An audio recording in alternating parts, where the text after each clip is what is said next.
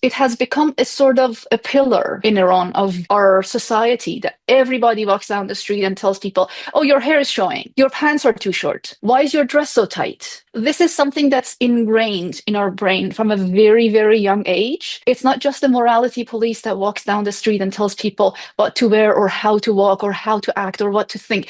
Everybody does that to everybody because we want all to go to heaven. For me, it was really hard to understand what's a boundary? How do you set it? Like, how do you just not back up? Because people will gaslight you, people will guilt you, people will decide what is wrong and right about your life. And this is something you taught me, Yasmin, that my anger shows me that my boundary is being violated. I have to respect that anger. I should not feel guilty about it. I should not feel like, oh, I deserve this. They do something that disrespects me and breaks the boundary, I should get mad. That anger is justified. It's okay to be mad like that.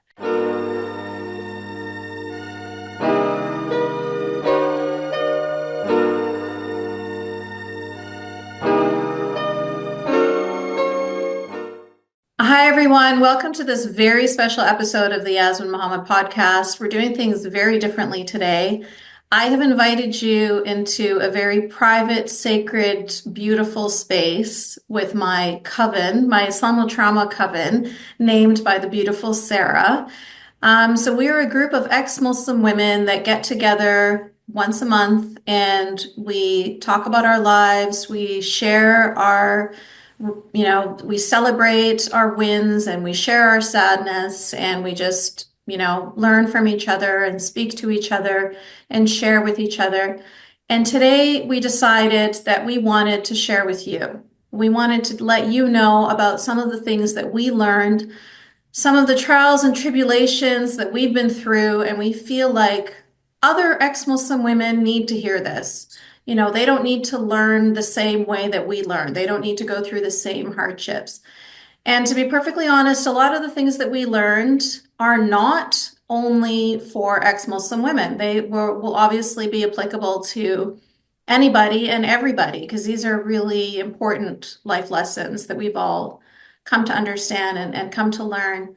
And so I hope in this episode today, you will learn something, a takeaway for you. Maybe you'll hear something that will remind you of yourself or remind you of somebody that you love. And some of the things that you hear today might possibly help you or help them.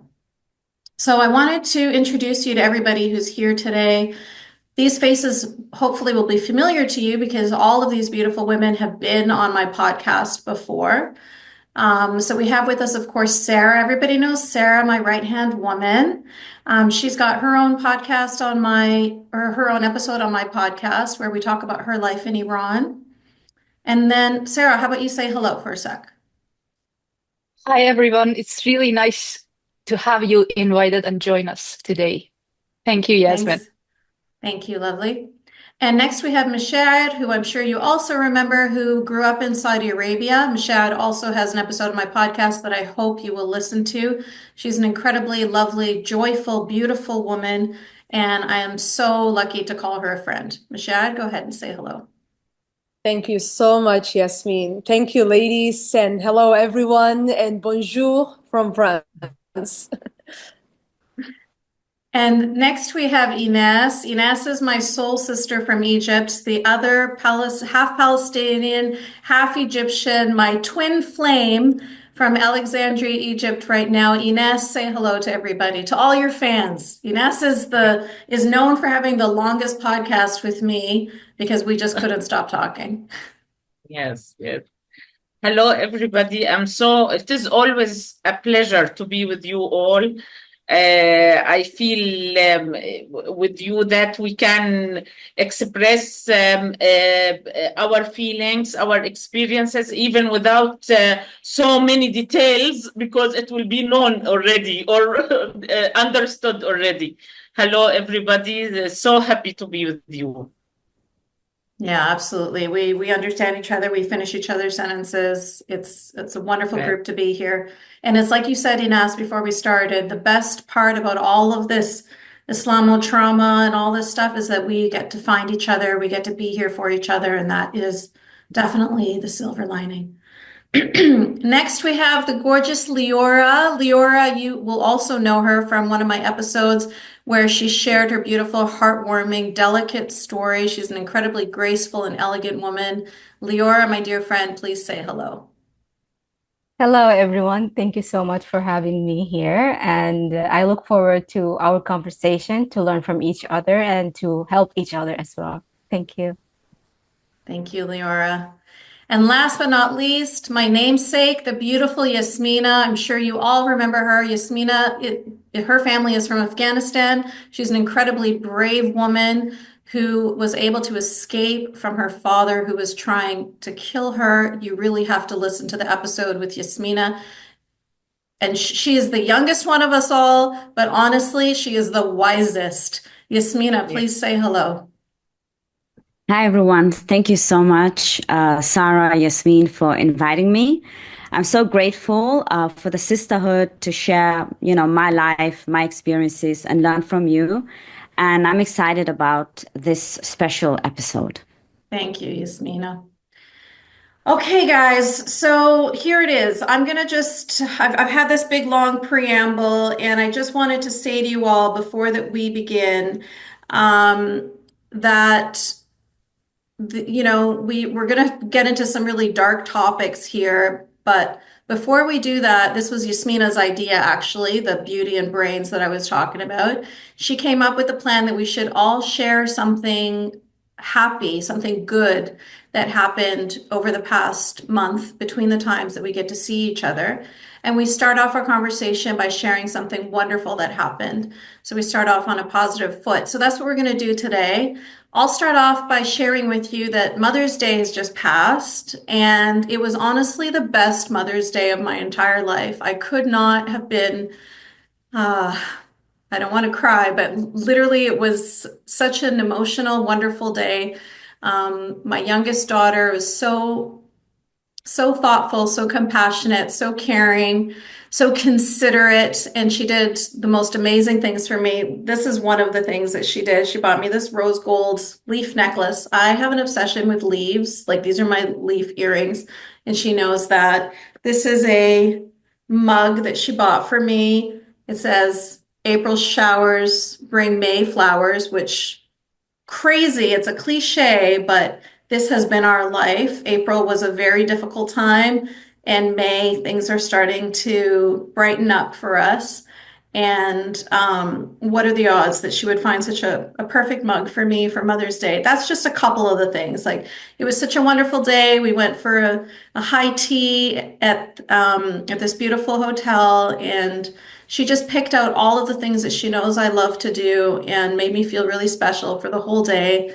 And so that is not just the most wonderful thing that happened to me this month, but genuinely of my whole life. I've never felt so pampered and so loved. And so that's what I'm most grateful for.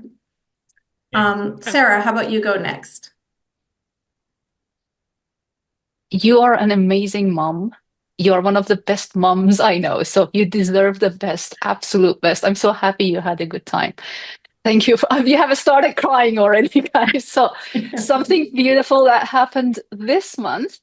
I got tickets. I found really good prices for Yasmin and I to go to this conference that I told you guys about. So I got the tickets. And then on top of that, because I love a good deal, I found tickets to go and see Yasmin right before we go to the conference together. So that was an amazing, amazing thing that happened, because I'm gonna go spend time with Yasmin, and I just started packing. Like, in my head, I've got a list, and I go through this list obsessively, like every minute. It's like, am I forgetting something? Like, stop, shut up, you idiot! You're not packing a bag for I better another make sure month. you have a good time when you come here, because that's a lot of pressure now. I'll have a good time just looking at you. I'm gonna follow you like a lost duck for 2 days, and I'll have a great time, right? You all know what I'm talking about. So I got the ticket, and I'm going to see Yasmin, and I'm just so excited. I love you so much. I love you, sweetie. Michelle, you're next. I want to start by saying I'm not jealous of you, Sarah. I'm not jealous. I want to say that. Let's just clear that out of the way. I am not jealous. One of the great things that happened this week is that I was re-invited to a radio talk that my husband and I did initially. We were invited to do a radio talk about our restaurant. And during the conversation in the radio interview, I also mentioned that I wrote a book about my life.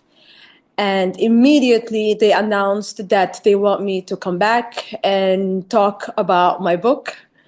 And so it was really great. And they even mentioned that they have never done 2 interviews back and forth.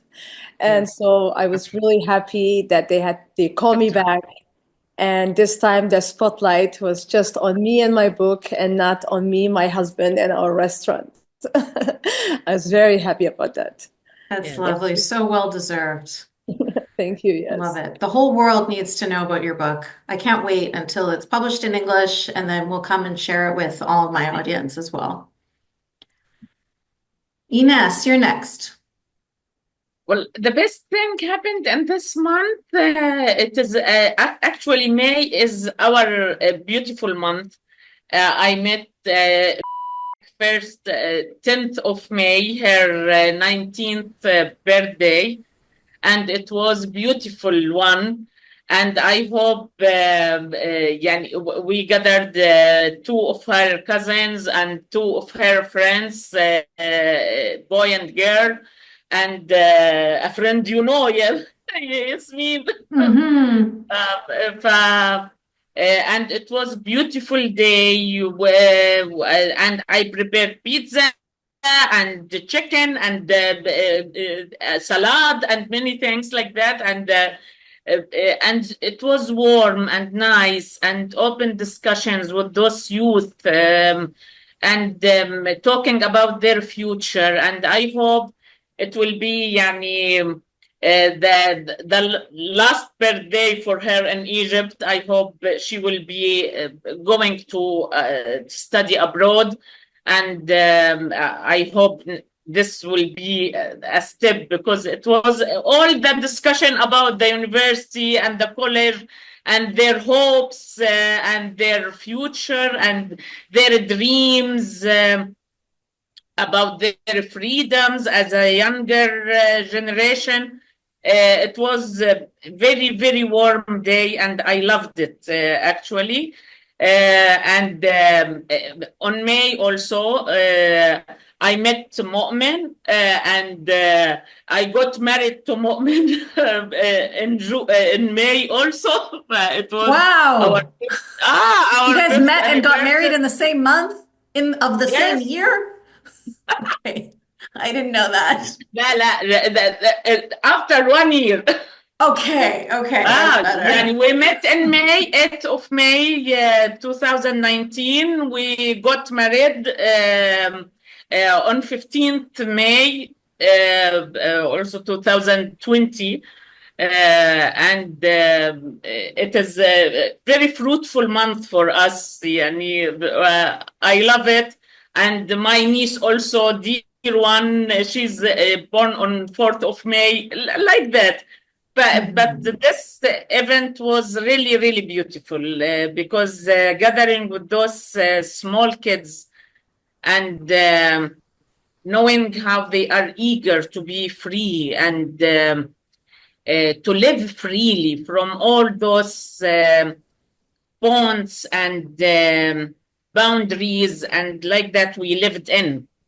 They are really, all of them, looking forward for life without all of this restrictions and stupid, laggy education system. It is really beautiful to see all of them and talk to them. That was a day really I can remember for years. Oh, that's lovely. And also, we have to take a moment to acknowledge how those kids want to spend their time with you and Mu'min. Like, none of us would have wanted to spend our special birthdays with our parents, talking about our future, talking about our hopes and dreams. It would have been an incredibly toxic, horrible, ruined the day, you know? But the fact that you guys have created such a loving home that not only your kids, but you know, your adopted kids, like all of these people that I've interacted with in Egypt that I've connected with you, that they've now have a second home, actually a first home, you know, a loving, safe place where they can feel like they can share their thoughts and feelings comfortably. Like you guys have built Freely, that. So without fear, yeah, Yasmine. That's I know. very important. They are here very, very safe. Yeah. To be without fear is inconceivable for most of us. Yes. Yeah. It's beautiful. Thank you, Habibti. Leora, you're next. Beautiful. Hi. So for me, I think I'm going to speak about the same thing since I'm a mother. This time of the year, as regardless of how challenging it is, I still was being patient with myself. My lovely friend Denota passed by my house and said she would like to see me and the kids, and she brought me these beautiful flowers behind me with a lovely card. So that really added to my Mother's Day. After that, I just took my daughters and my son outside and we enjoyed the nature. We went to a restaurant together, and it's just beautiful to see the life that I have right now and to see that I provided a place for my daughters, especially to be free and to enjoy themselves and to just be who they are. You know, it was just a wonderful experience. It was a lovely day. They started singing the same happy birthday, but happy Mother's Day song. Yes, you know. They also start picking up flowers from the park and give it to me. So it was just a beautiful thing. The next day, they would, until this day, they wake up in the morning and they sing the song and tell me Happy Mother's Day. And when I say, oh, Mother's Day passed, they say, no, we don't want it to pass. Mother's Day is every day. So I'm really happy. I'm thankful for my freedom. I'm thankful for the ability to rediscover myself without the conditioning, without, you know, having people around me to judge me for my choices or what I want or everything else. So that's really amazing. I'm taking it in every day. I'm enjoying it, and I'm just thankful. Yeah. And passing that freedom on to your kids as well, so that they'll never have to fight those battles that you fought. They have their freedom from the beginning. Yeah, it's beautiful. Yeah. Yeah. Wonderful. Thank you, Leora. Yasmina, you're next. So, as you already found out, my father and uncle tried to kill me. They failed miserably. So why am I sharing this as good news? Is because soon we will have a verdict after the first instance acquitted them on a wrong analysis, because they never stopped trying to kill us, my husband and me. So in less than 10 days, we will know what that verdict is going to be after the Supreme Court asked them to go back and make a decision again, a different one. So I will be soon celebrating with champagne. I'm just waiting for that champagne bottle to open. It's going to be a French, of course, Moët Chandon, I love. And yeah, I'm excited about that. And I wanted to share that because when I heard that, I've been waiting for 3 years to hear some news, something. And yeah, it was nothing, you know, just waiting and waiting. This is something, you know, that is often not shared, like the court cases, the long wait. And finally, when I heard the news, I got the papers. Yeah, I was so happy that finally I can close that chapter in my life. And I know I'm affected because I want that close. I want to move forward with my life. So I'm excited to soon know more. Yeah. And we want to drink champagne along with you on that day, Yasmina. Celebrate with you. That's a long, long battle. All right. Well, thank you all for sharing your beautiful wins. Before we get started on the conversation, I just wanted to give you like this overall main lesson that I've learned to kind of set the stage for the conversation today. I was just sharing with Sarah the weirdest dream that I had last night, and I'm going to share it with you all. It's such an easy dream to decipher, but basically, I had a dream that I looked in the mirror and one of my front teeth was like really big. It was like really thick. And I'm like, what the heck is going on? And I look in the mirror and I see that underneath it has silver fillings. And I realize, oh my God, one of my front teeth is a molar. How did that happen? And so because it's a dream, I spoke to my mom, even though in real life I haven't spoken to her in over 20 years. I called up my mom. And I said, why is one of my front teeth a molar? How did that happen? When did that happen? At what point in my childhood did that happen? I never recognized, I never noticed it. I only noticed it today that it's actually a molar. And she said, oh yeah, when you were really little, we were dancing and playing around and you hit me by accident.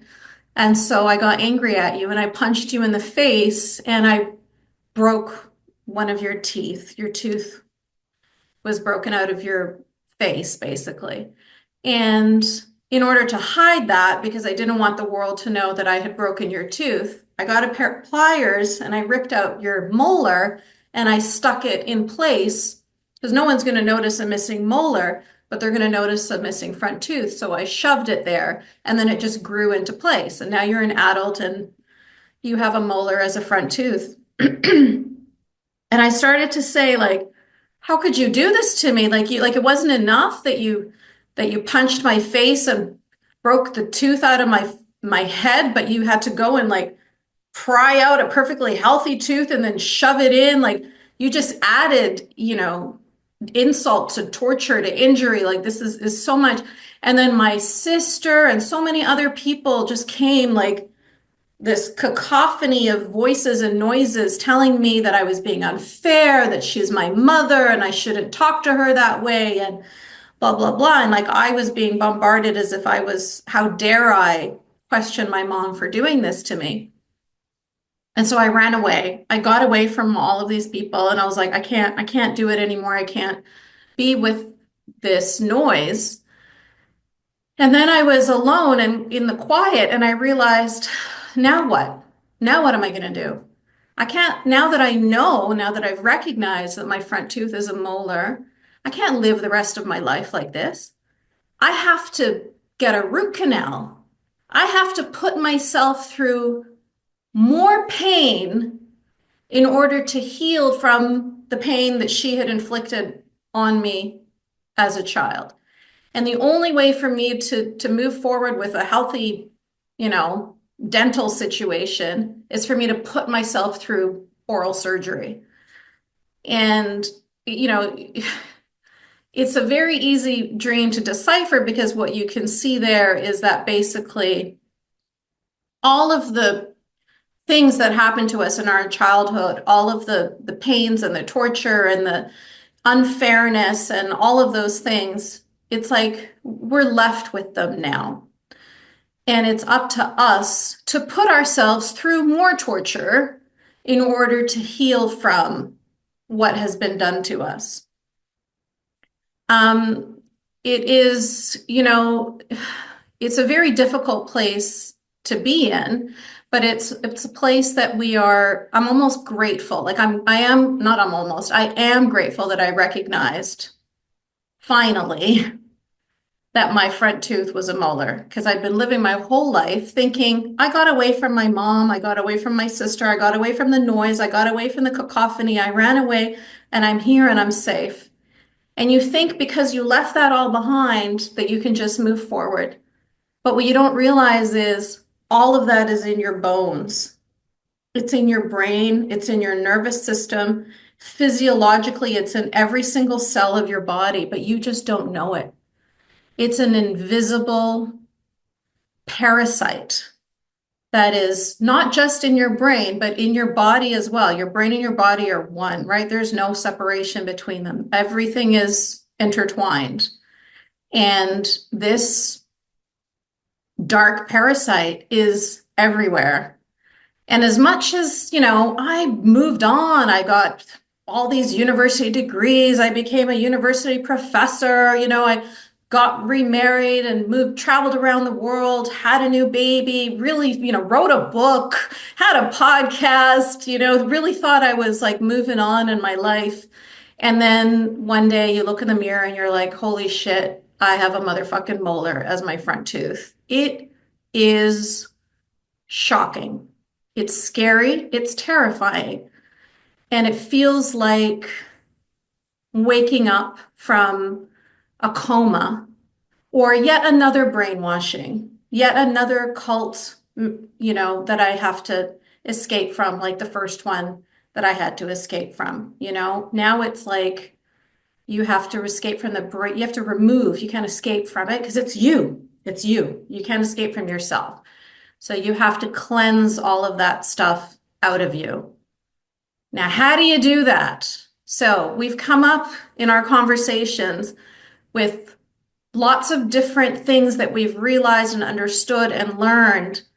And the most important one is the one that Sarah's going to start off this conversation with, which is boundaries. Understanding first and foremost, boundaries, learning what boundaries means, and recognizing that you deserve to have boundaries around yourself to protect your safety and your peace. So Sarah, please, you go ahead and start us off with the conversation about boundaries. Sure. So first of all, thank you for sharing that dream, because it made me cry in the morning and it made me cry again now. And I keep thinking about how I always say, like, I feel like I'm healed and then something triggers everything rushing back. And I'm like, what the hell have I been doing so far then? Yeah. And it was just perfect embodiment of that. And then I've come to realize that for me, at least, healing is not the goal. Healing is a path. I'm on this path. I have to learn to forgive myself and I have to let go of the guilt. And it's so difficult, but I'm going through it and I'm going to try and be kind to myself as much as I can. And I'm learning so much. You were talking about how you're teaching your daughter self-love. And I'm like, you're teaching me how to love myself. And it's so foreign to me that I wake up in the morning, I'm like, I love myself because of how you do that. I just look at you and it's just beautiful. So you're doing that, you're healing all of us together. And I know it's a big burden to put on you, but you're amazing. Thank you for doing that. So the thing that is about boundary, I was talking about this with somebody on a podcast and I didn't even think about it before. It just occurred to me that, like, I'm a fairly intelligent human being. I've been teaching English for about 22 years. I know the word boundary, I understand it, but if I try to translate it for my mom, for example, in Persian, there's no equivalent word. We have limit, we have border, we have, I don't know, walls and fences. We don't have boundary equivalent in Farsi. And I kept thinking, how is that possible? Like, there are things this is a very fairly common word. And then I kept thinking about how we don't have boundaries. Not in my culture in Iran, not as Muslims. And then I realized it's all because we grow up as the Ummah. It's a sin to be an individual. It's a sin to try and be yourself. Your own personal goals and gains in life is just, you go to hell for that. You're not supposed to have that. You're not supposed to draw a line and say, this is what I want. You do what Ummah says you do. You follow the Sunnah, you follow the Quran, you follow the Hadith. You have, and also there is this surah in the Quran, Al-Imran 104, that talks about, it's Surah 3, Ayah 104, talks about how there should be this group of people in the Ummah who guides people to do good things and stops them from doing bad.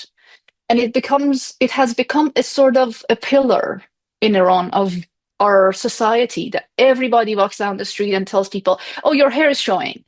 Your pants are too short. Why is your dress so tight? Or like my granddad would talk about us wearing nail polish and would kick my cousins out of his house if they were wearing nail polish because he would believe everybody would go to hell for wearing nail polish. And he thought it was his place to tell grown-ass women, that you're not supposed to be wearing nail polish or have the picture of that singer on the wall, for example.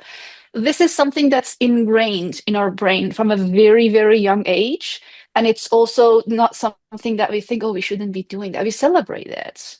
It's not just the morality police that walks down the street and tells people what to wear or how to walk or how to act or what to think. Everybody does that to everybody because we want all to go to heaven, because we are the Muslim Ummah and we deserve to go to heaven. And if one of us does something wrong, he or she basically deserves the honor violence and the honor killing because of the disgrace, and you restore the honor so everybody can go to heaven again. So it's very difficult for us. For me, it was really hard to understand what's a boundary. How do you set it? How do you keep it? Like, how do you just not back up? Because people will gaslight you, people will guilt you, people will decide what is wrong and right about your life. The same way your mom did in your dream, and your sister and everybody are ganging up on you, that why would you react like this? Your anger is not justified. And this is something you taught me, Yasmin, that my anger shows me that my boundary is being violated. I have to respect that anger. I should not feel guilty about it. I should not feel like, oh, I deserve this. If they say this to me, probably I did something wrong. It's my fault. I have to try harder to prove to them that, oh, I deserve to be here. I'm worthy. I deserve this respect. No, they do something that disrespects me and breaks the boundary. I should get mad. That anger is justified. It's okay to be mad like that.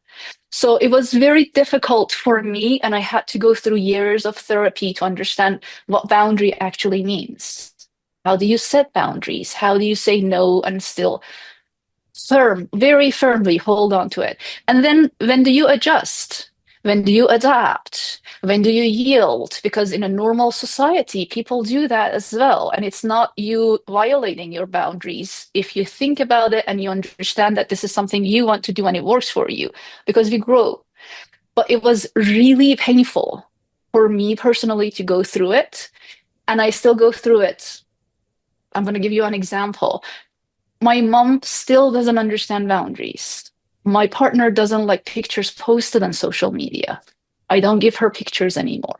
And we had a fight yesterday. We had an argument about how she understands and she respects it and she's not posting anything. Why am I being so stubborn? And I'm a stubborn mule and I'm just aggressive and I don't understand and I'm disrespectful to her. Just send her a picture. It's okay. She just wanted for herself. And I'm like, okay, I'll send you a picture. And about half an hour before we started, I saw the picture on Instagram. And I started yelling. I completely lost it. And she's like, but it's from behind and nobody sees him and nobody knows this is him. And nobody, like, it's okay, I'll delete it. Why are you being so angry? And it's just you're the irrational one, right? See how they flip it around? Darvo, ladies and gentlemen, DARVO. Look it up. All right, continue, Sarah. Sorry to interrupt.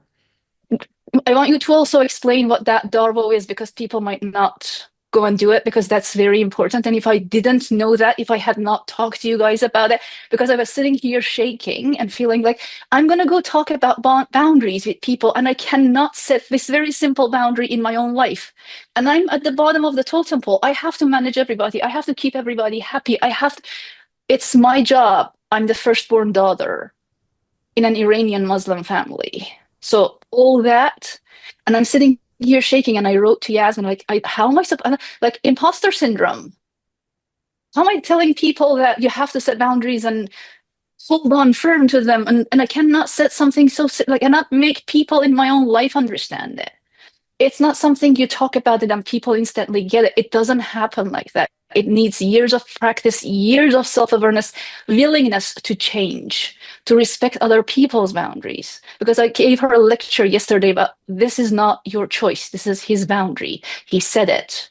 It's not about you. And I got a silent treatment out of it.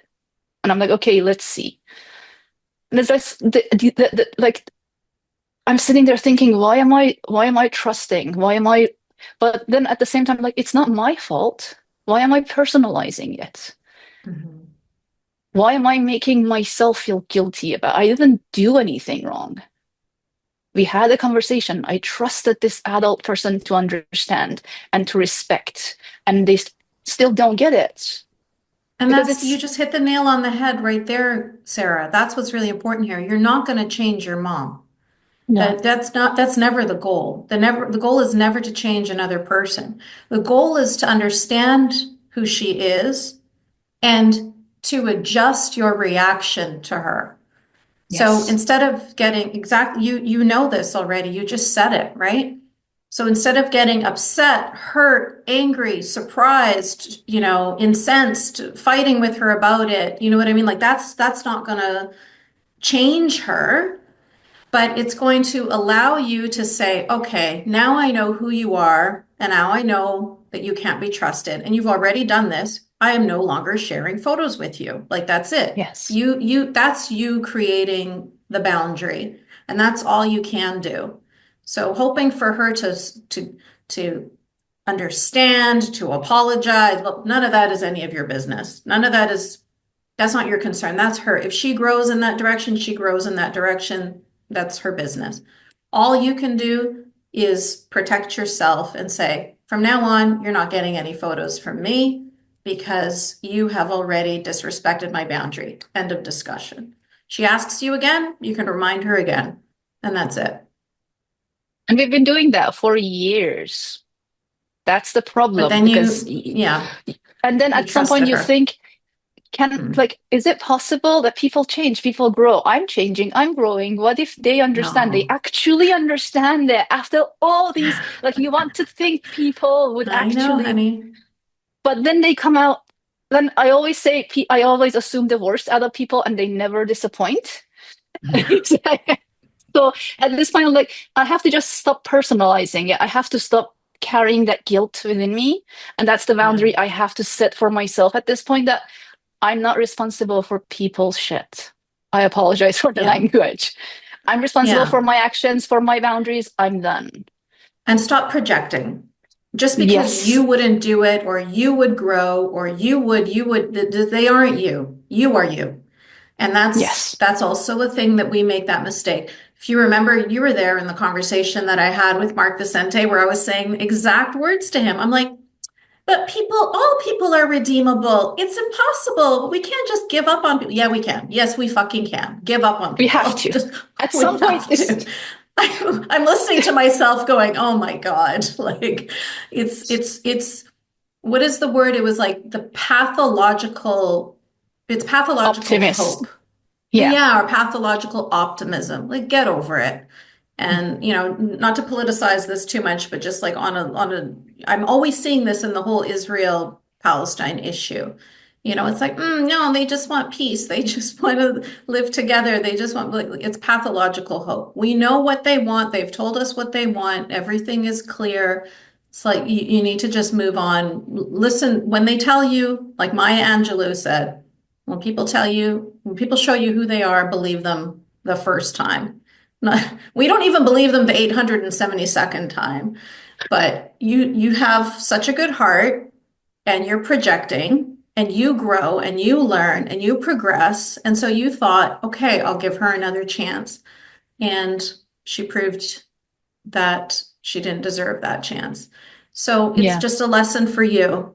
If you want to every few years or something test, give her a little bit of a chance. If it alleviates your sense of guilt, maybe, or something, to say, okay, well, I'll just give her a little bit of a chance, see if things have changed, because you never know. Maybe things have changed.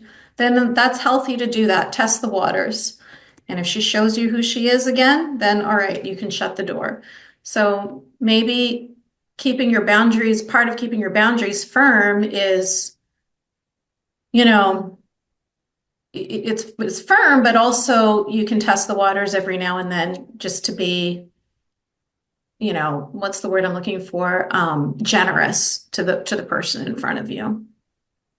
And I also need to stop projecting, because I Yeah. look at people and I trust them and I believe them. They say something, and again, fairly intelligent person sitting here, but I trust them when they tell me something, because when I say something, I actually mean Because it. you're trustworthy, and so you expect them to be trustworthy. I know. Thank you for saying that. I look at it as if I say something and I act. If I say it, I do it. I don't just say absolutely. things because it's nice to say them or because I'm pretending or I'm claiming. It's not a game. Words have meaning.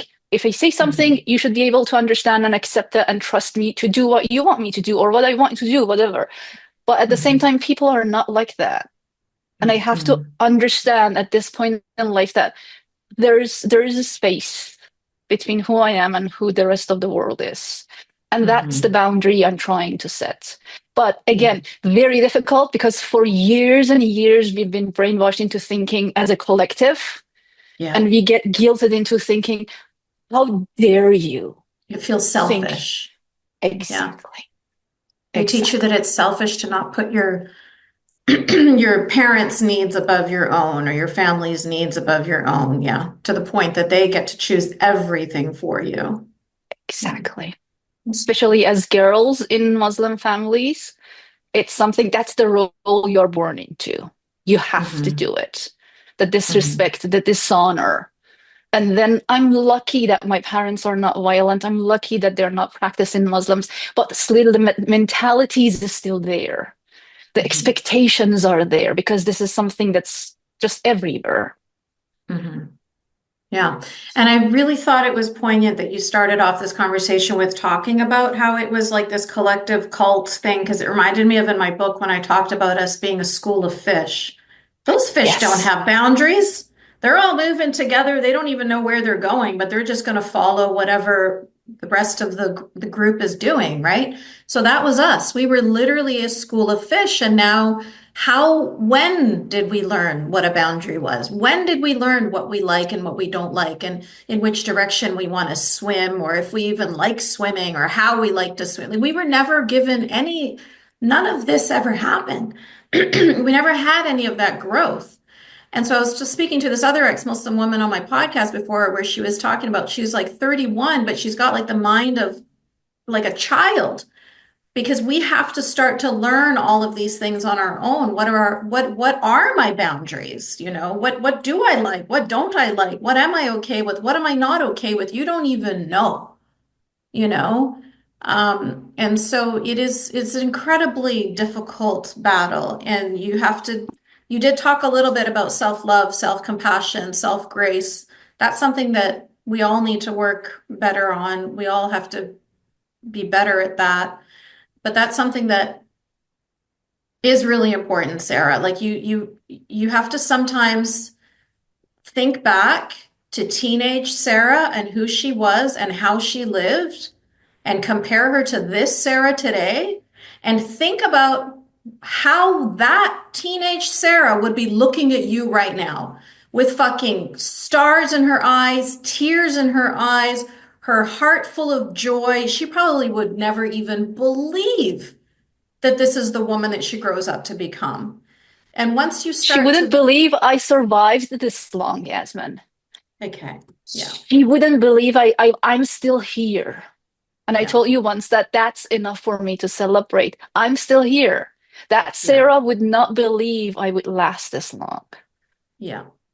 So when you go to berate yourself about like, oh, how could I have given my mom another chance or whatever, like, oh, I'm not learning, da da da, you can look back and you can recognize actually how incredibly far you've come and how, beautiful that journey has been and how beautiful you are right now, and appreciate that. Give yourself, you are the love of your life, right? Treat yourself with the love and compassion that you give to others. Give it to yourself, and you deserve it. The same way you talk to me when you're like, but Yasmin, look at this. And you're always bringing other perspectives for me to recognize the positive sides and the growth and everything. Talk to yourself in that same way, because you are doing really well and you're not going to change the people around you. That was never your goal. It's about changing your mindset. And you have been phenomenal. I mean, most of us, if we had our moms living in our house for 3 months, I would already have slit my wrists after probably 3 hours. So I can't even. So that's incredibly commendable what you're doing. Thank you. Thank you. I love you so much. And it's always the support that I'm getting from you and from this group that helps a lot, because I think it's normal for us to go back to that self-doubt. because Yeah. that's how we've been raised. And then I've got these reminders from you most of the time, like constantly catching me, and like that's the voice in my head now that talks to me and like reminds me that I am. you are the voice in my head now. Oh, I love Seriously. it. It's just so beautiful. It's like everything I can't do that to myself because I haven't arrived at that yet. But you are in my head and you keep reminding me of like how much I should love myself, how much I should respect Yay. myself. I deserve better. I don't need to do anything to prove anything to anybody. Just the fact that I'm here is enough. It's just Yes. Yeah. in my head Oh, on repeat. So I love it. Thank you. Thank yeah, you. I Thank love you it guys. too. Thank you. Oh, that's beautiful. I love that. You asked me to mention what Darvo is, so I'm going to say Yes, that before I please. forget. So the example that Sarah was giving was how she had told her mom to asked her mom to not post pictures of her partner on social media, and her mom still posted the pictures. And when Sarah said, "Why'd you post this picture?" her mom turned it on her and said, "What's your problem? Why are you getting so angry? What's the big deal? La la la la." So that is a typical tactic called, the acronym is DARVO, and DARVO stands for deny, attack, reverse, victim, and offender. So this might be so familiar to some of you listening now because this was a huge fucking mind-bending epiphany for me when I learned about this, because I used to always say that. I used to always be with my partner, "How are you getting angry at me for me expressing to you something that hurt me? Like, how did we end up here?" Like that whole reversal thing was always happening. And I thought it was like a weird individual quirky thing that was happening in this relationship. I didn't realize that it was like a thing.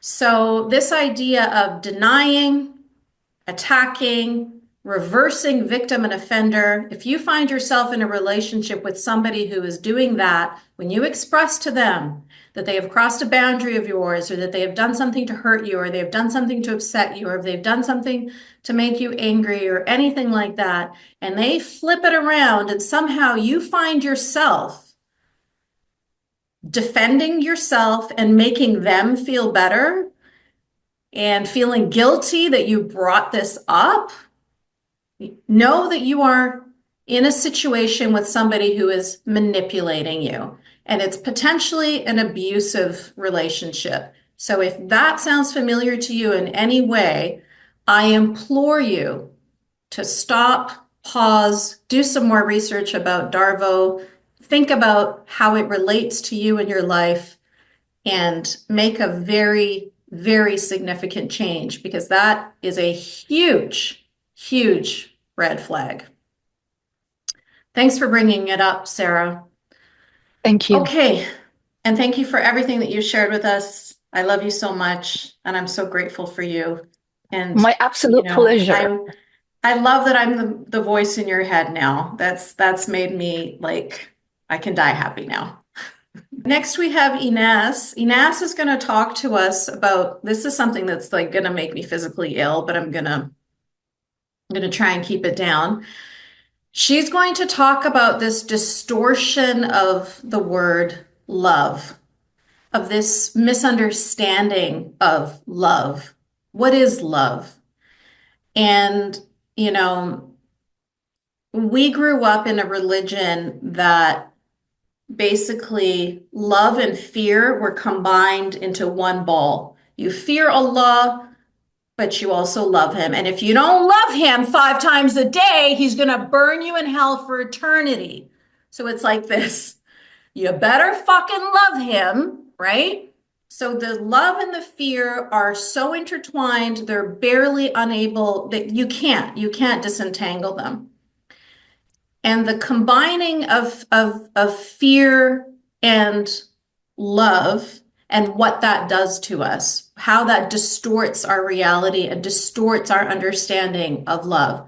Growing up in families where they treat us like shit and then tell us that they love us with words, and we're like, oh, okay, well, maybe this is what love looks like and what love feels like.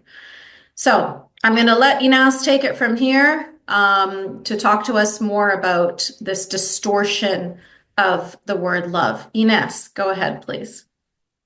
Hello, everybody. Actually, I want to say, Yasmine and everybody here,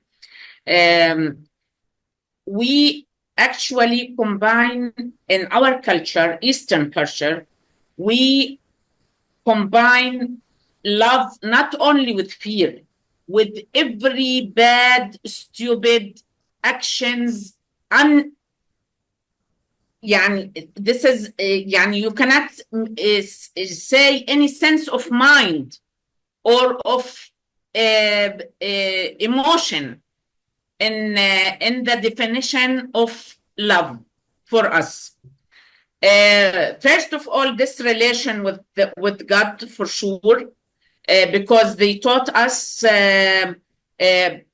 only to go to Him with fear of punishment, with fear. You obey because you fear, not you love. Yeah. And they make you define this as a love relationship between God and the person. It is not at all. Yet it is not at all, because you feel that you are tensed and you are selecting your words, because also you have to behave when even you are saying something with God. You are praying and making this prayers. You are God, please help me, and like that.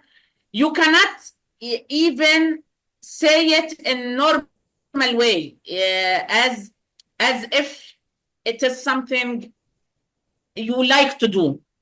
You are obliged to do, but without any feeling of care or like that. And as if He will listen to you only if there was during I born in 1971, and we are the first generation to to take us under this Islamic attack. It was an attack, a turmoil, as my husband always say. It is a tsunami. We were on, going inside the tsunami. It was a tsunami. Everything should be Islamic. Every act of love, of care, should be Islamic. And when you go to this Islamic, you don't find anything of love and care, and they keep you as a child with this not understanding the situation of love. And you are seeing the relation between your mom and dad. There is nothing called love or respect or zift, nothing. It is all bad. It is all something making you sad and crying and weeping and like, what is this? Mm-hmm. And when you try to understand and ask a question about why God is allowing this to happen, why God gave them this much of as a males, why this they are superior and we are inferior, and like that. I was a good student in a school, excellent one. I never understand how dare they are to deal with me as a stupid one. As if I don't understand things.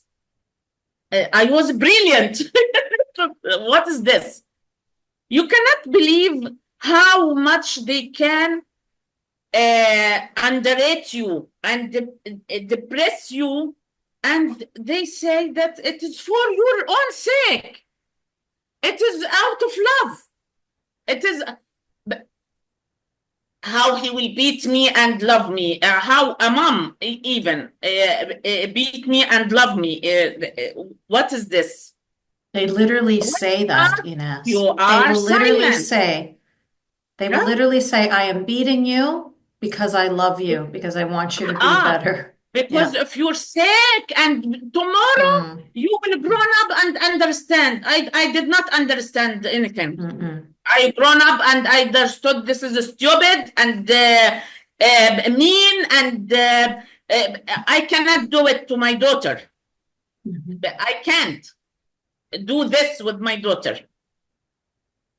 This, and you go with a love relationship, which is the most, yeah, I can't tell you, Yasmine and girls here, how many hundred and thousands of stories, even you feel suffocated from hearing the same exact thing. Cheating, but he loves you. Cheating and love. What is this? Even my husband, he was sitting with the cousin of me, and she was no, but he loves her.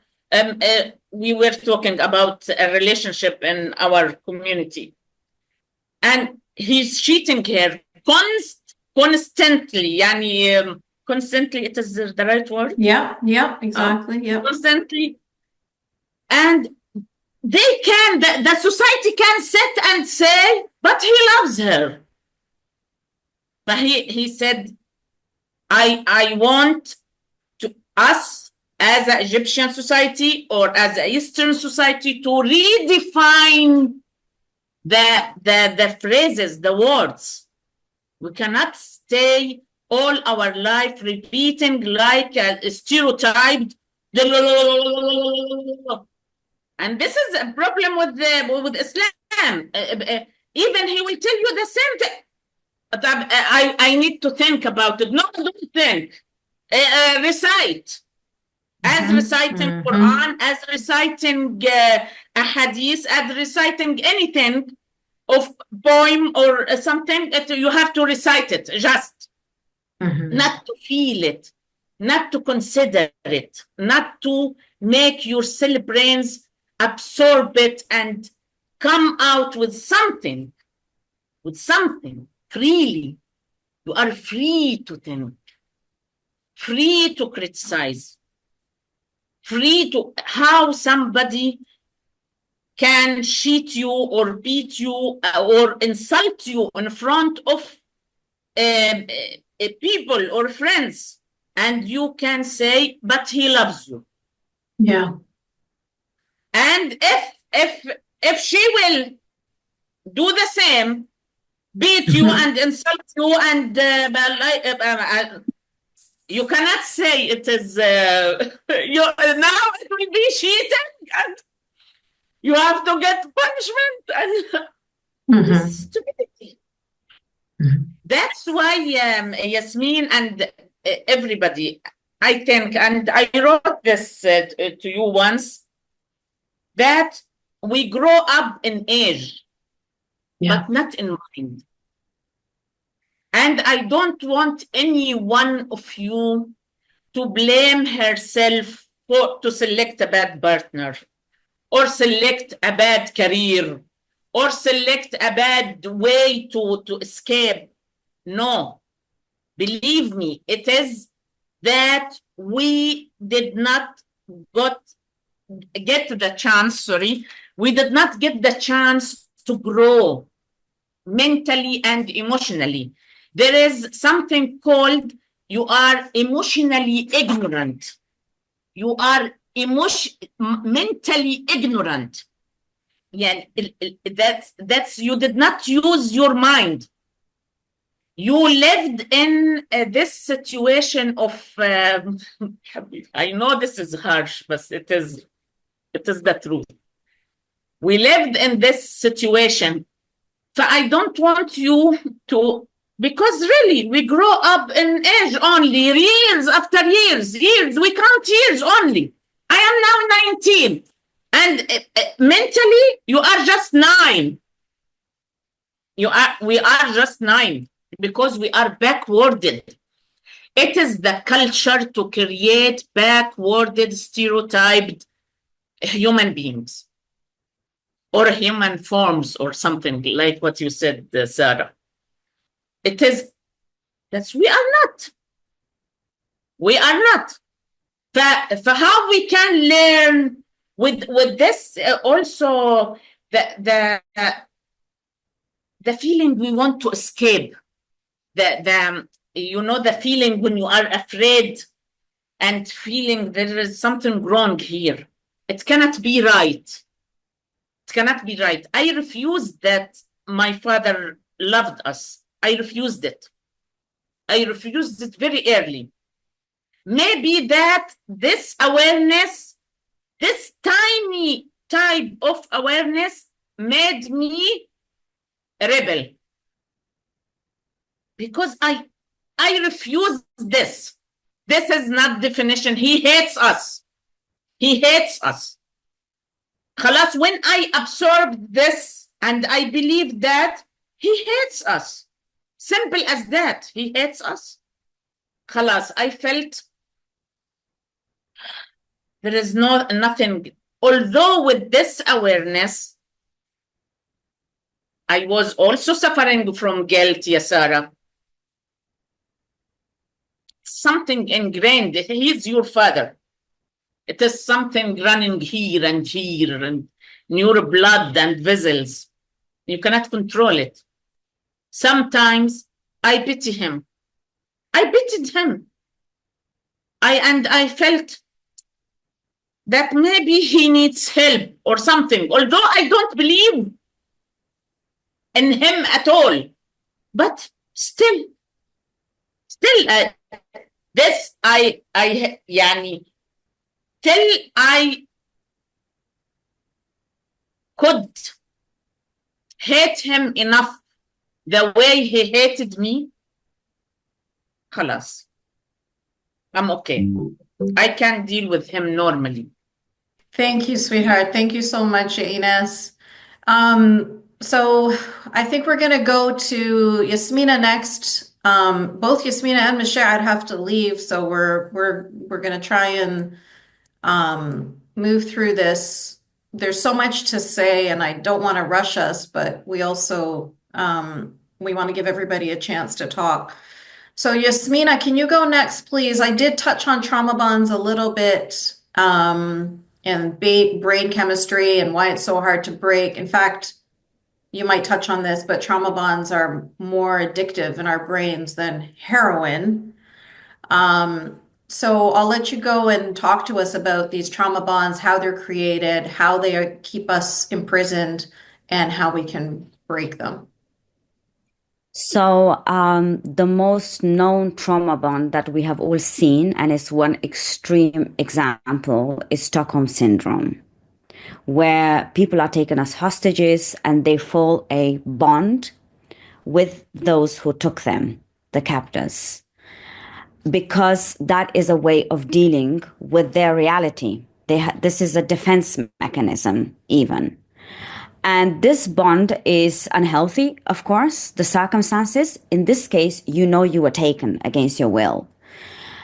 And this is called trauma bond because it is an emotional connection between the victim and the abuser. Now, often in relationship, it's hard to see because the circumstances are different for everybody. And you know what Sarah also touched on. We grow up in a society where we are, and also Ines touched on this, where we are sheep. We don't have an individual character. We are wearing a costume. We have to react in a certain way. We don't know what we like. We are kept as children. And I know from my own experience, when I left, I realized that I was physically kept small and mentally. I didn't know how to deal with just basic stuff, buying things for me, clothes for me, because I didn't know what I liked. Because it was always the choice was made for me. It was taken away from me, the control. And trauma bond is about that. It is about being in control. It is about giving you it's not even love, but a kind of warmth that you identify as love, while at the same time punishing you. And as this machine works, the more you give, you expect a reward. And this reward is similar also to religion. You give and give to the religion, collecting points for paradise, hoping that it will pay out the supermarket collection. But guess what? It won't. That is the reality. There is no other proof. And similarly, in a relationship, people put in the effort, and it often starts at a young age. Most people don't even know this until they come through a crisis in their relationship, or they see it with others or hear about it.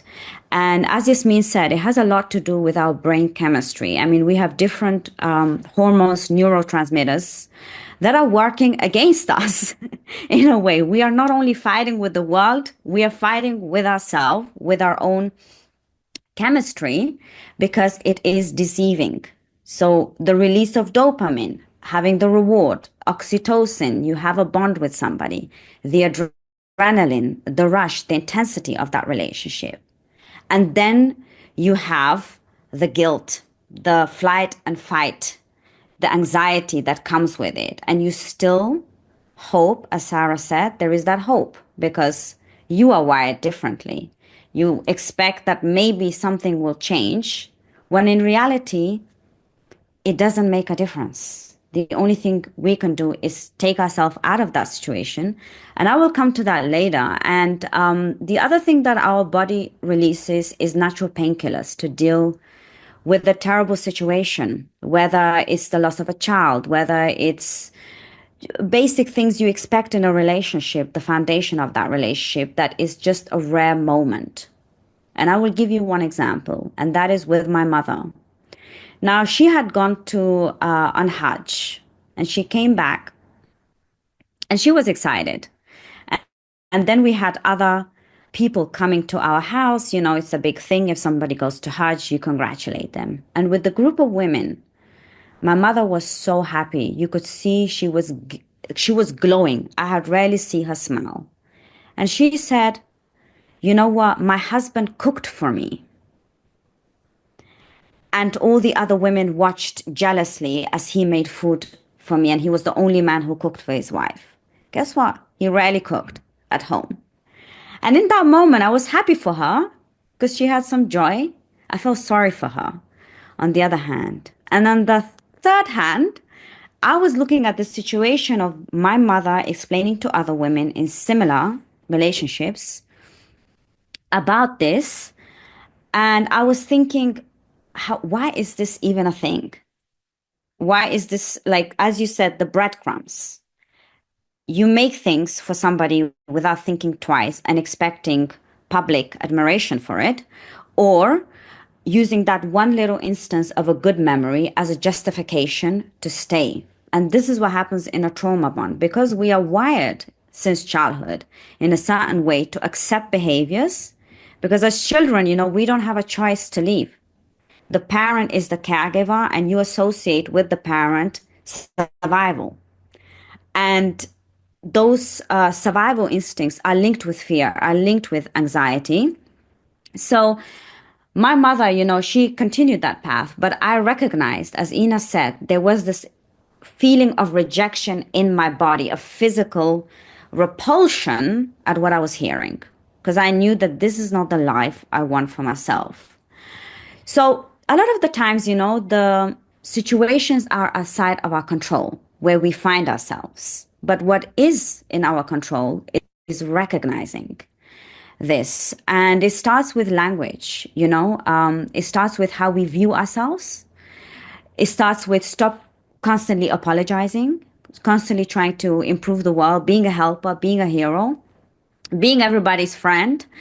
And you forget yourself, you neglect yourself, because, you know, you already give so much. Your bank account with your energy is already in minus. And you yourself need nourishment. You need to take care of your mental and your physical health.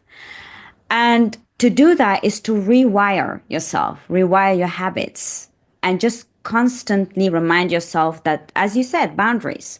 I'm not going to accept this. I'm not going to take BS from anyone because I have values. I have learned that the things I don't want in a relationship, often it's hard to say what you want, But what is easy is to say what you don't want.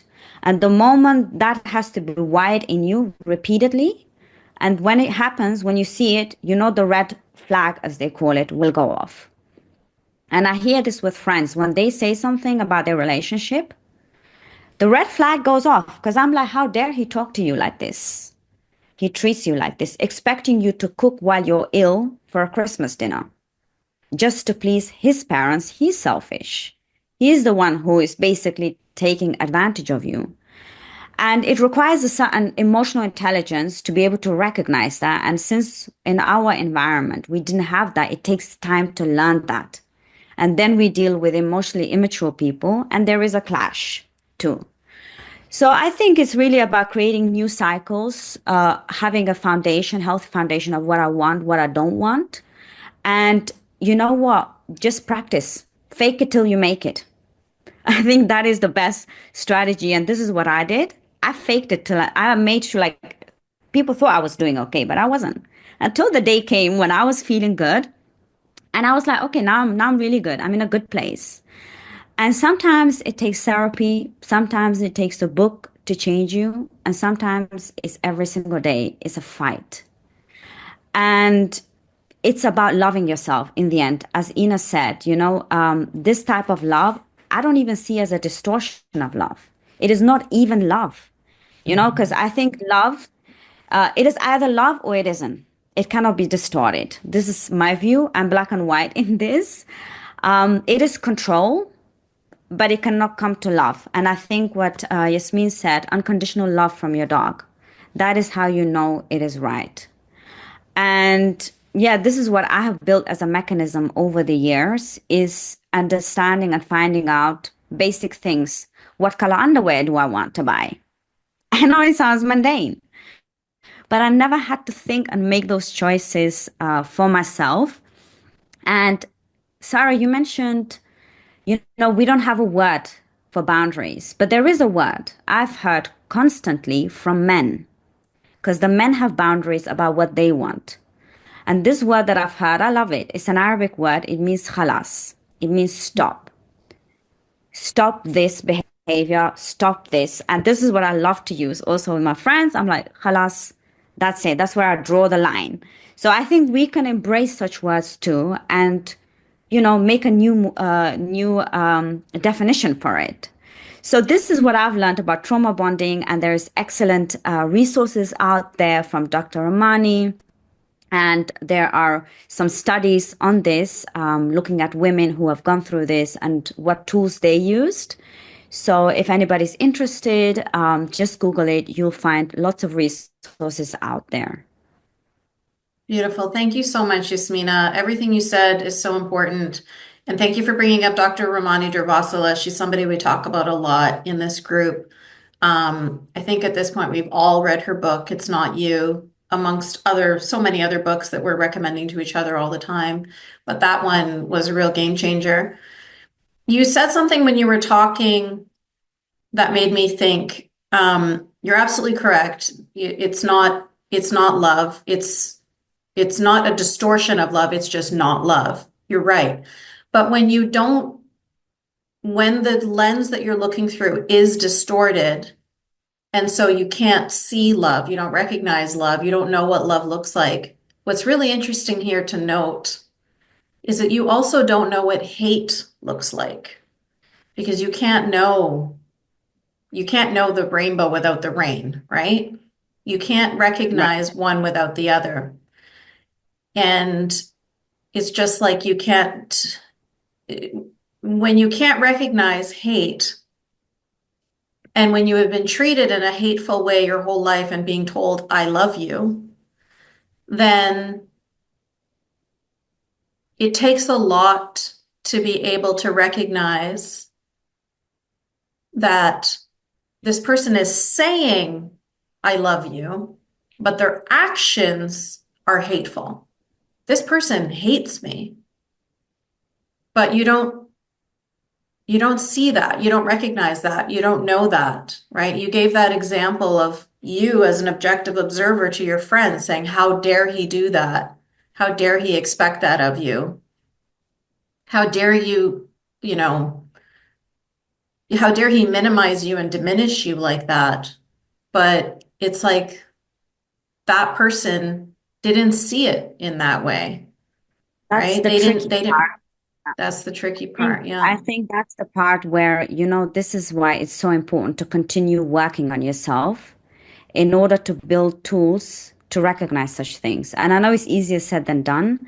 And there is a great philosopher or writer, Wittgenstein, and he said that the limits of my language is the limit of my world. What I know, that is the limitation. And the way to go above that is to expand that, to go into continue reading, exploring, and hoping one day a friend who's going through something else, that she will recognize this. She knows all of this too.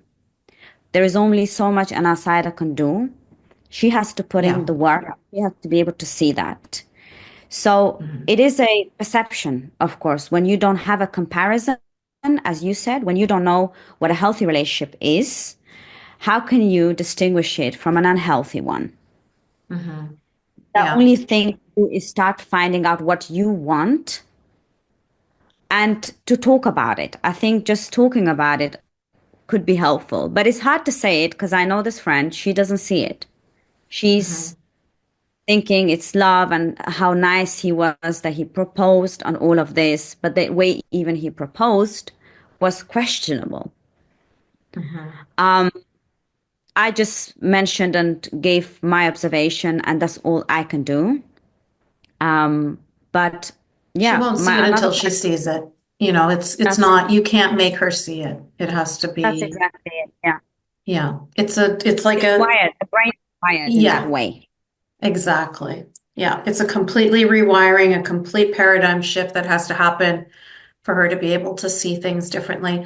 I have friends, one of my good friends who's actually my neighbor, our daughters grew up together. She saw a lot of these red flags for years, and she very gently would try to like get me to see and nudge me and push me, and I never knew what she was talking about.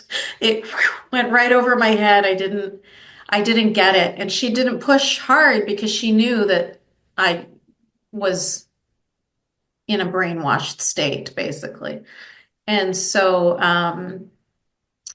yeah, it's like now afterwards, looking back on our conversations, I was like, oh, that I just couldn't see it. There was no way.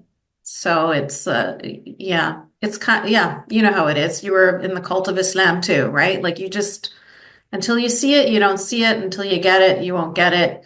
And until you recognize what love is, you're not going to know what hate is, and you're not going to know that you are stuck in this trauma bond, and you're going to be excited and happy with the breadcrumbs because you're going to think that that means love. You're not going to think that you deserve more and blah, blah, blah. I have to say though, I don't know if your friend has a child or not, but having a child really makes this, like it illuminates this a lot because you have such unconditional love for your child. And so it gets you to start to recognize pure, true love in a way that, it's not being directed to you, but you are directing it to somebody else. And at least you're getting kind of a vision of it. So hopefully Yeah. that helps her. Anyway, thank you, Yasmina. We've talked a lot about breadcrumbs, and that's Leora's topic that she's going to be giving us more information on, which is a really important one. So I know we haven't expanded on it, but Leora will expand on it when she comes when she gets the microphone. But now Mashad is next, and Mashad is going to talk to us about misogyny, about the normalization of it, the silencing tactics, honor violence, and all of these sort of almost distinctly female experiences when you're growing up in a Muslim culture, and how we can push back against it. How did we push back against this tsunami? I don't even know. Like we are all miracles sitting here. Mishad, you go ahead and talk to us about all that, please. So it was all about how they would always tell us, lower your gaze when an adult is talking to you. or a man is talking to you, don't share your opinions. Don't talk. We don't want to hear your voice. Just be a shadow, basically. Just be a shadow. But not those specific words, but they would always, use those beautiful poems. You're a girl, you're not supposed to talk, you're gays, blah, blah, blah. So I felt like as I came to France, I felt like I would lower my gaze when I am talking to someone, and I don't know how this person would take it, but it would always look a little disrespectful. Like, I feel like people from this part of the world would be like, I am talking to you, so could you look at me, meet my eye lines? But no one ever said that. It's just that I always felt like my eyes were lower. I didn't know who was who. I know those people, but I don't know who they are. And I felt like after a while, I just said to myself, how about I actually meet this person's eye lines and I actually just talk to this person as a human being who exists in front of me? And everything has changed. And I remember I had this person that my husband and I know. He's a friend of the parents of my husband, blah, blah, blah, and an acquaintance who knows me. I am from a different part of the world. He knows my name. He knows who I am. And he had to introduce himself to me 3 times. He was embarrassed to introduce himself, to even tell me, you know me, I am Philip. And this made me feel just bad. It made me feel bad. It was how our upbringing was really, really poor. It's the same with the whole thing that Sarah was talking about, respecting other people's boundaries. People were so up in my business that I was doing the same to the other people, coming to France and being all up in everyone's business, asking personal questions and what they do and what they should do. And again, people don't tell me, they just take it and they just respect this thing that they received from me. But it took me a while to understand. This is when I really realized we were really poorly raised.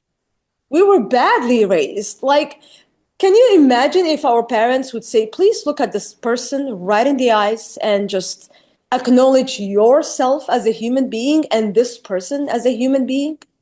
How would our life has changed? And I thought about this a lot. And yes, Sarah, it really does break my heart. And it took me a while. And I feel like now it's something I appreciate. Like when the clients in our restaurants, I love when I say, I remember you. And they say, I came one year ago for one time.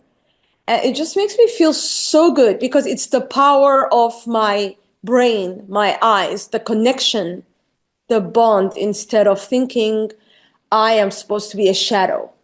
I was a shadow. I would see my husband standing tall in front of this person and me just crumbling into somewhere, just thinking, I'm just going to try to stay out of everyone's way.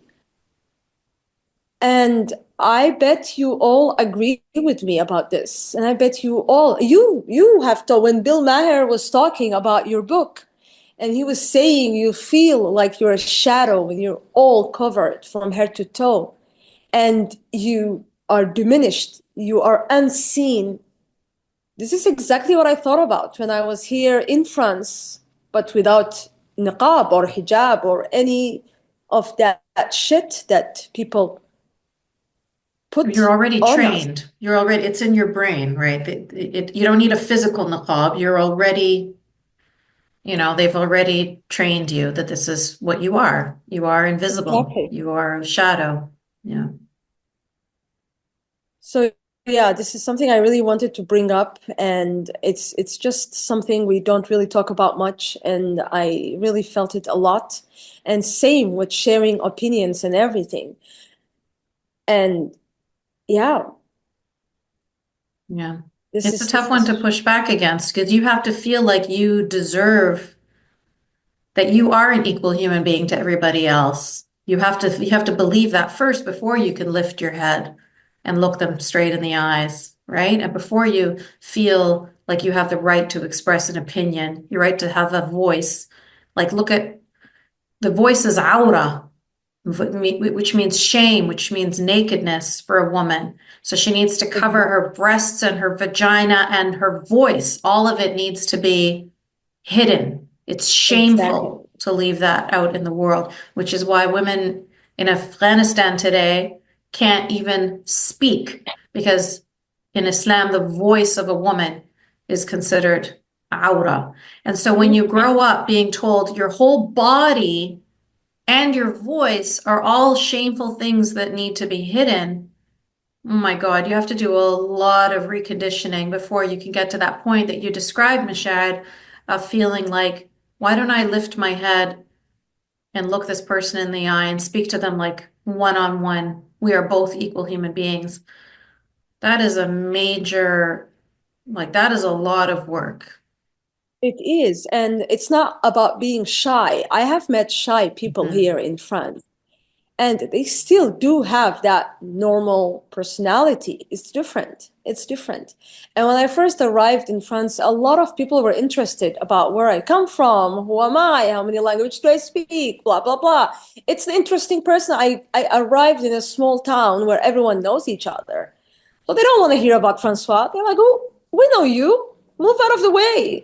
And then here I find myself again pushing because he moved out of the way, trying to hide. It was just so, it could be really embarrassing. And that's really because of our parents, our community, our schools. They failed us when it comes to this. They really did. Yeah. Yeah. And our religion. Yes, thank you so much, Mashad. You're absolutely correct. And pushing back against that starts with having that sense of self-love, self-care, self-compassion, feeling, worthy. Self-worthiness is how we have to even begin this process. Leora, now I'm going to get you to talk to us about breadcrumbing. We've mentioned the topic a couple of times, but we haven't explained what it means or anything. So I'm going to leave that up to you now to talk to us about breadcrumbing. What does it mean? And why is it so common? Why do we accept it? And how can we recognize it? Oh my God, this is the whole conversation is honestly really deep, and it brings back so many memories for me. And I believe that these even terms that we are talking about today are foreign to us. We didn't know this boundaries. We didn't know what is like, as you explained to us, Darvo. We didn't know anything. Many of us were conditioned, often from childhood, to accept the bare minimum. I think even not to accept anything. What is even the bare minimum for us, right? We accepted nothing. I saw my mom living her life just for her children. She didn't do anything for herself. Unlike Sarah, for example, my family were really practicing Muslims. So the woman there, we're not allowed to ask for anything, nothing at all. Even our birthdays were not celebrated, and we're not supposed to ask about that. We're not supposed to question why. So I feel for me, like from my own experience, I lived my entire life seeing every woman in my community not ask for much. They didn't do much from themselves. And even if they asked, they were punished in a way. They were made to feel guilty. Why are you asking? Did you really ask to, for example, go outside with your friends? Or did you even ask to get something for yourself? Also, it's important to mention that the conditioning that we went through also came from like how love was molded to us growing up, where we are honestly loved with condition. We have to be obedient. We have to follow the rules, or else we are easily, discarded. Um, and I think something that's very important to mention, something that I was thinking about just now, is how we are programmed as well from childhood to glorify death. We do not think of life. We do not want to live. And from my personal experience, if anyone is going to watch or watched my episode, you know that my brother, my oldest brother, joined ISIS and he lost his life. And sometimes when I sit with myself and I think about him, I say that he had a wonderful life ahead of him. He was a doctor. He wanted to go to Germany. He wanted to live his life, and he had aspirations, and he expressed those to me multiple times. But then he just simply went and lost his life to this ideology. As simple as that. And the more you get deeper, the more you sit with yourself to understand how insane this programming is, you will not be able to comprehend it. And sometimes I find myself really in tears and pain because of it. So I think with this one, like over time, the conditioning will create that, that we should be, if we are low maintenance, if we do not ask for much, that the other people are going to love us, or partners are going to love us, or the community is going to love us. Our children are going to love us if we just dedicate our entire being just for them. I think like even in that community, we pride ourselves of like on being, a woman that doesn't ask for anything. And I think I went even through that in my own relationship where I didn't ask for nothing from my husband. Like I wasn't the person to ask, and deep inside of me, I felt, okay, this is what I'm supposed to be doing. I shouldn't ask. My life should be just about my ex-husband and my children and everything, until, he just left us. And then I said, okay, then everything I didn't get me what I wanted. Like I forgot myself, but here I am, being abandoned again. So now it's time for me to look at myself, rediscover myself, as simple as finding out what is my favorite color. I was repeating what was my brother's favorite color, which is blue. And now I'm just realizing that I've always loved purple. So everything now is purple, and I want to do that. So that's very important as well. And I always say that right now, me discovering myself, me discovering what I like to do, what I want to do, is also inspiring my daughters to see that their mother is thinking of herself. She's putting herself as a priority. She's out there living her life, and I've also, learned that if I'm asking for the full experience of love, such as like emotional presence, I would want respect, I want partnership, I want safety, I want protection, I want reciprocation. It's not too much to ask for. I've always was told that it's too much for you to ask for this stuff. Do not ask for this stuff. Who are you to ask for this stuff? But now, seeing how I'm living my life and discovering myself again, I'm just in that space where I'm in love with this insight that I'm having. I'm in love with this person that I'm rediscovering all over again after all these years. I love the fact that I'm also inspiring my own daughters and children in general.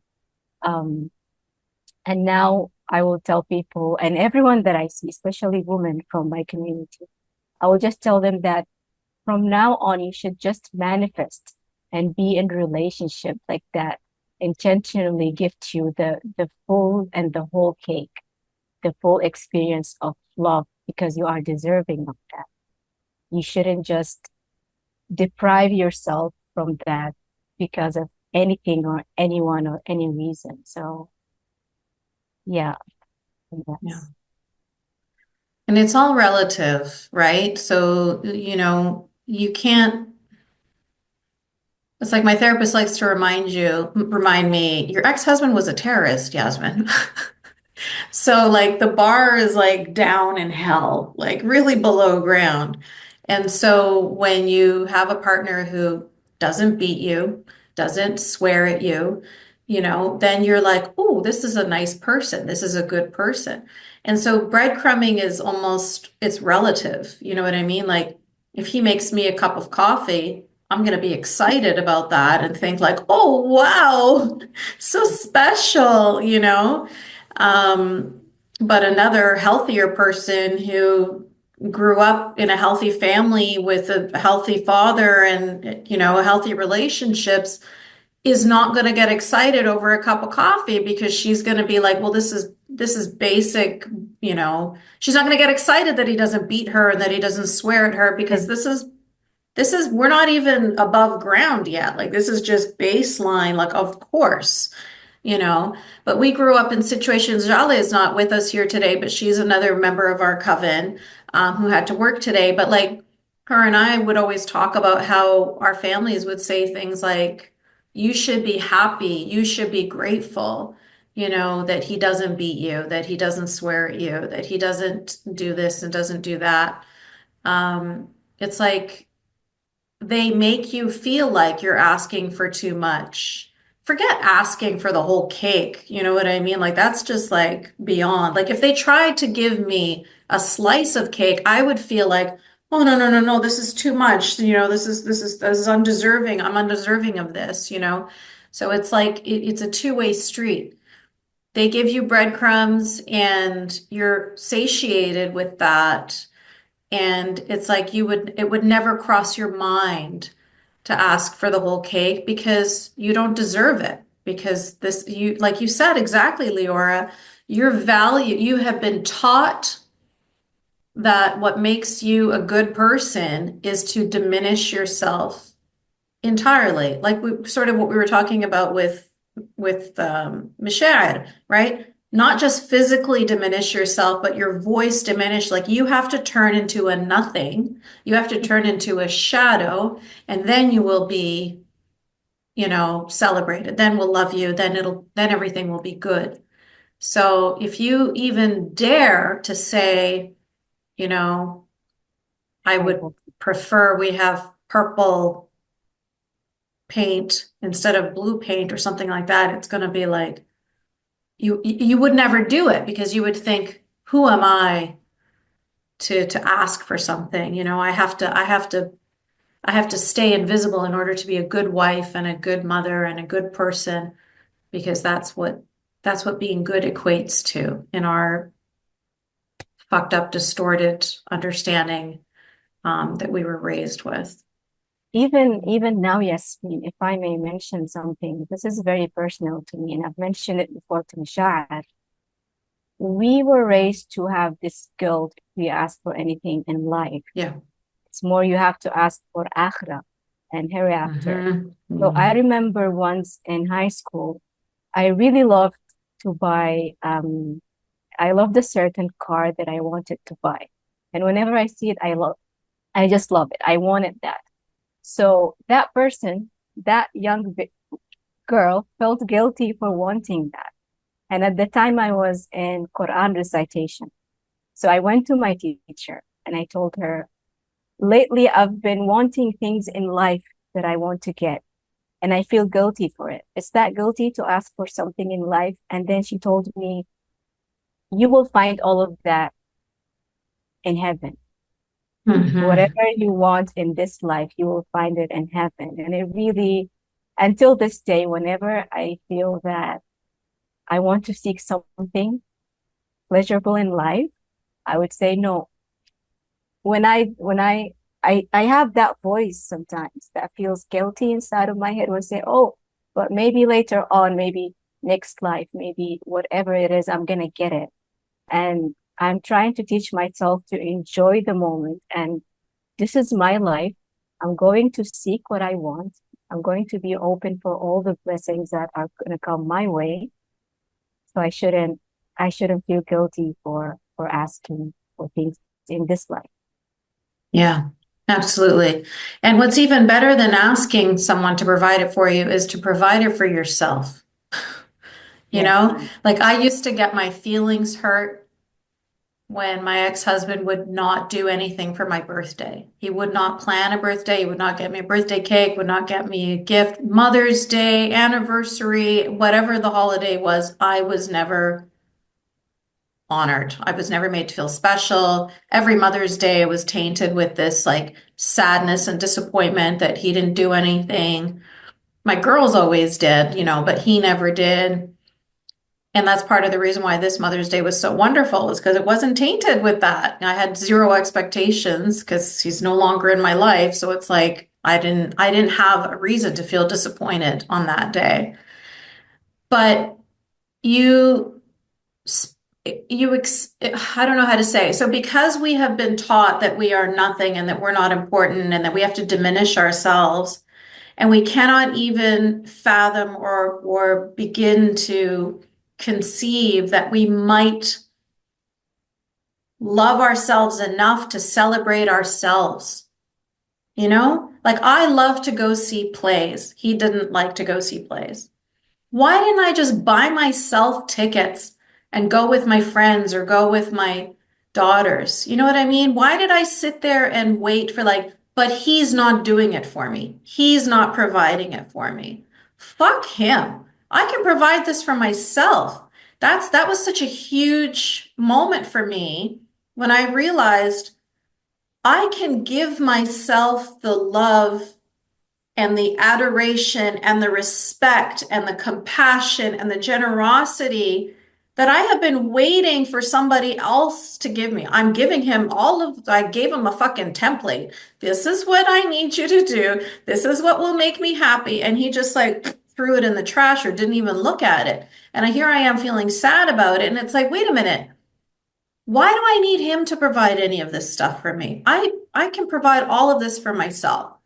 Literally, I am the love of my life. I have to treat myself with all of the love and compassion that I give others, give it to myself. And I am so warm in the glow and in the light of my love, honestly. Like I am just like, woo, this is what I have been waiting for my whole life. I am who I have been waiting for my whole life.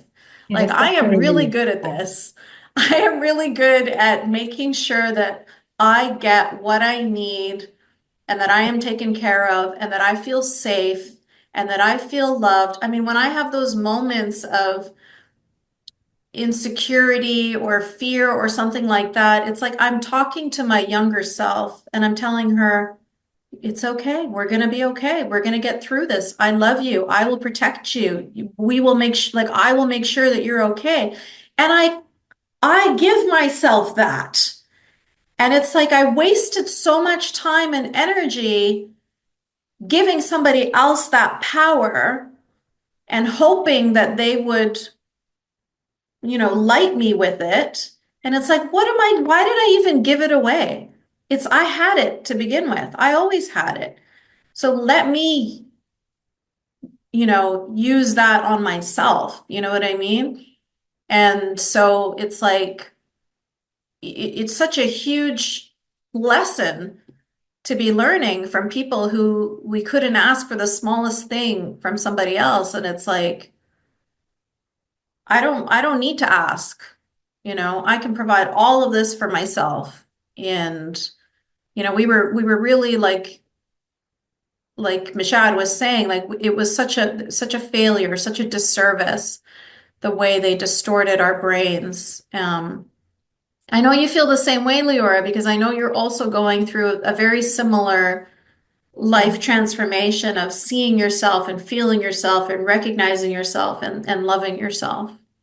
It's very freeing. It's such a relief, and I'm excited to know myself more and to love myself more and start doing things for myself as well. Yeah. Love it. Okay, so I'm going to wrap up this conversation with talking about narcissism, which just seems like we're in such a happy, safe place now, and I'm going to like bring it to the ugliest part of humanity, in my opinion. But it's just that reflection. Like we need that. Like I was saying, if you don't recognize what love is, you're not going to recognize what hate is. And you have to see narcissism, you have to recognize it and understand it. And most importantly, you have to get your part in the cycle. You have to understand your responsibility in a narcissistic relationship, because I think that was the huge turning point for me. So I know the word narcissism is being thrown around. It's like a buzzword. I've had two experts on narcissism on my podcast. I've read countless books, and it's something I've really been delving deeply into.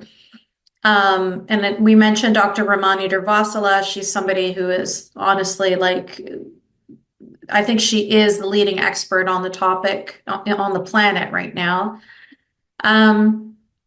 So essentially, everything that we've been talking about in the conversation today, all of the ways that we have been trained, all of the ways that we have been taught to be, which is not recognizing love, conflating love and abuse and hate, diminishing ourselves, all of these things prime us as perfect prey for a narcissistic predator. So it's like the perfect puzzle piece. We have been raised to be the perfect puzzle piece for a narcissistic partner, for the kind of partner who will just take, and will never cross their mind to give or to even think about you as a human being who might have emotions, right? Narcissistic people have no empathy, right? So they will see you as Mark Vicente said on my podcast, they will see you as like a kitchen appliance, a toaster, a coffee maker. You are a thing that provides. So you don't necessarily love your coffee maker. You love the coffee it's providing for you. And as long as this coffee maker continues to provide the coffee, then it's a great coffee maker and you love it, you know? But if it stops providing you the coffee, then you just throw it away and you get another one, right? Like you're not, they don't see us as a human being with needs and wants and feelings. And Ines talked about this before too, how often she sees in relationships with men and women that she's cooking for him, cleaning for him, doing his laundry, taking care of his children, managing the whole household, blah, blah, blah, blah, blah, doing everything for him. And he literally hates her. He treats her like garbage, treats her like dirt. And you wonder, why is he with her? Like, if you're going to treat her that badly and if you hate her that much, then why are you with her? Why don't you just go be free, go be with someone that you're happy with? Let her be free from this, this relationship with someone who hates her. And the answer is, I don't think that he even considers her enough to hate her. I don't even know if hate is the right word in this circumstance. I think he just sees her as a coffee maker. She's providing for me. I'm getting all of these things from her. It's called supply, right? She is supplying all these things for me. And so I'll keep her around because I'm getting a benefit from it. And I know that sounds shocking, but we're all capable of this. If you think about working at a job that you hated, but you're getting a good paycheck. So yeah, you don't have to love the job, but you're getting a supply. Every 2 weeks, this money is going into your bank account. So you're going to do the job, you're going to stay in the job, you're going to continue being an employee there because you're getting a benefit. And so they treat us in this, supposedly romantic, loving, relationships in the same way. They don't see us as a partner in life. They see us as a thing that is providing. You are supplying them with a home. You are supplying them with this sense of grandiosity that they can exude to the world, like, oh, look at my wife, look at my children, look at my home, look at my car, look at how I have everything together, right? You could be providing financially for him. You could be providing in all sorts of ways, just you, your energy, your light, your empathy, your emotional connection. All of that is supply, and he gets to take all of that, and you never, ever, ever think that maybe something should be reciprocated. It never crosses your mind because you grew up believing that you are nothing and you are undeserving, and all you should do is just give, give, give. And so you're in agreement. That's the problem. You are in agreement with the narcissist when he believes he's the only thing that deserves to be loved and all of his needs should be met 100%, and that you are nothing and shouldn't be considered. You agree with him. And so you end up in a very, very toxic cycle, which includes all of the things that we talked about today with the trauma bonds and everything else. And truly, the only way out of that is when you start to see yourself as worthy. You start to say, I don't deserve this. I deserve this. That's how it starts. That is the first drop in your brain that is going to start to break through all of this conditioning, is understanding, recognizing, feeling, knowing that you don't deserve this, right? You don't deserve to be treated like this. This is not how you treat others, and this is not how you deserve to be treated. And when you start to look at yourself with compassion and love and empathy, the same way you look at others with compassion and love and empathy, start to aim that within, look at yourself and say, if I were speaking to my daughter right now, or if I were speaking to a friend who I loved, what would I say to her? And then that's what you say to yourself.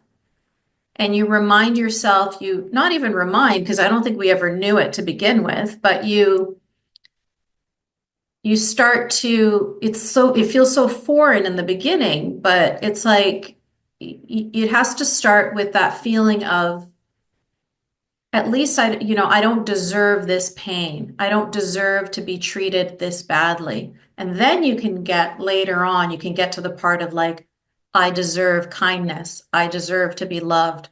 I deserve empathy, right? But maybe you can't get there from step one. Maybe step one can at least be, I don't deserve to be treated like shit. I don't deserve to be ignored. I don't deserve to be diminished, And